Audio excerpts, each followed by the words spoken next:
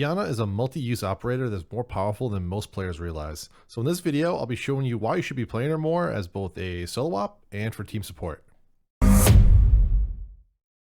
First, let's go over the basics. Yana is a 2-speed, 2-armor with an ability called the Gemini Replicator, which creates a holographic clone of herself.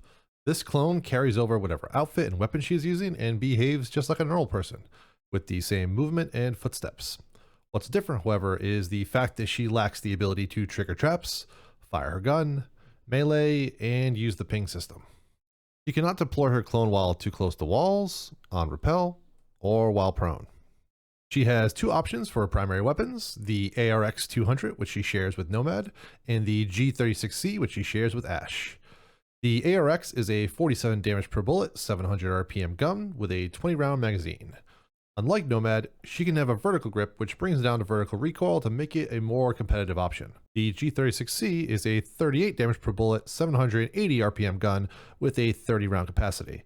It supports both a vertical and angle grip, allowing it to be a more versatile of the two choices. Personally, I use the G36 with an angle grip and a flash hider, allowing me to take advantage of the faster ADS time.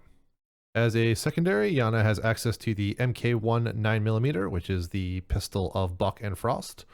Personally, it's one of my favorite semi-automatic pistols. It does 48 damage per bullet with a capacity of 13. For secondary gadgets, she has access to frag grenades and smokes, with frag grenades being the easy choice of the two. Her kit supports many different types of playstyles, but I feel for maximum efficiency, she is the best suited for intel and misdirection. Her gadget is the single greatest tool for intel that the attacking team has. It's a disposable drone on a relatively short cooldown. And this is on top that you already still have your other two drones. So this changes the way you prioritize the use of those drones, and you can instead drone aggressively with only her clone, or as I call it, her face drone. You can instead purposely set up both of your two drones as flank or rotate watch for dead teammates to hopefully provide you with callouts. This can be shown in a recent clip where I was able to use her hologram to relocate an enemy into passing by where I had a drone set up for watch on a rotation. So I feel this clip goes over a couple different value points that her hologram provides that isn't shared by her drone. For example, as I approach billiards, I am unaware of the person that is playing the various punch holes in the wall. If I was simply a drone, the person might not have seen it and let the drone go by, for example, just assuming that I wasn't able to see into the punch holes. Even as I was drawing them out, I didn't see them until my hologram was shot. This allows me now to plan to pre-fire those same punch holes, giving me an advantage in my next engagement. Now, once I was safely behind the bar, I realized that I had another drone available and knew the drone hole had a view of behind the small bar and into the vase hallway. So I quickly tossed my drone, and that I never had to use due to her gadget providing me intel, and then planned to play off the calls that my teammates were going to provide me. So after I pick off the person in the punch hole, I've isolated the round to a 1v1.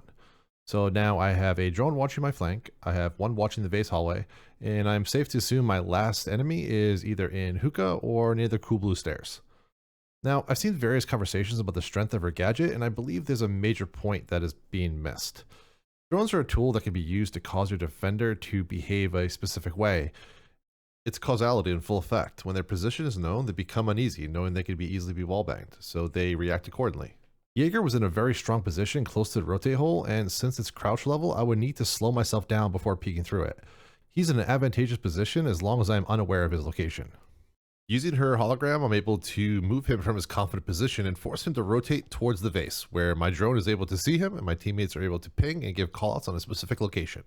I'm then able to confidently start to plant, as I will be instantly informed when the Jaeger begins to push towards me.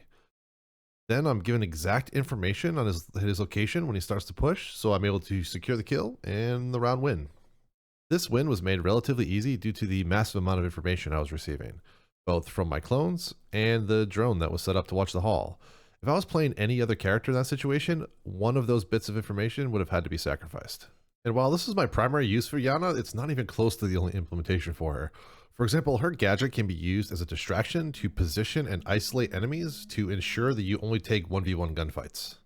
Due to the fact that her hologram mimics her exact look and makes the same footstep sounds as she does, defenders must react to the hologram moving, even if they are fairly certain that it isn't the real operator. Because if they're wrong, then they are giving away free entry or free rotation into a more optimal positioning. So knowing this, you can exploit this to your advantage. In this clip, we're down to a 2v2, and I know the Jaeger's in the middle of server, but unaware of where the last person is. I want to make sure that the second defender moves over towards the green stairs so I can isolate the Jaeger and take a 1v1 gunfight. So I move my clone towards the green stairs, which makes the Maestro engage, giving me confirmation of his location, and time for me to push in towards the lone Jaeger. Now, the Maestro could have easily rotated back between the time of the hologram and my push into sight, but it did give me a small window of opportunity. If I hadn't potatoed my shots and secured the kill quickly, I would have been in a perfect position to take the next gunfight. But my teammate instead moved towards green, still giving me a perfect flanking position against the Maestro.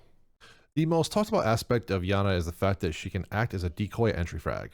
For those unaware, entry frag is the first person to a building, typically like an Ash, a Twitch, a Sophia, etc. Someone with a good gun, and typically your best fragger on your team. The entry's job is to get early kills by capitalizing on teammates' drones or other intel providing tools. With Yana, that other intel providing tool is her hologram. You enter with the hologram first, allowing the hologram to take fire and having the entry fragger be able to see the location of where the bullets are coming from or receive calls directly from the Yana player to basically be able to refrag the hologram, basically making his entry a whole lot safer. This isn't, however, a spammable thing. It's a trick that may work a couple times, but once it works, an enemy team will probably become aware of it and make adjustments accordingly. And while we're on the topic of tricks, another is to use the sound cue of Yana's deploy animation to bait enemies into thinking it's a clone when it's actually the real Yana. A similar idea to the offensive alibi play where you pretend to be the clone and then shoot them in the face while they're completely unaware. And the way to do this is basically as you start the animation, right when the clone is about to form, you hit the same button again and it will cancel the animation. All the same sound cues will go out and the enemy team will think the clone actually spawned.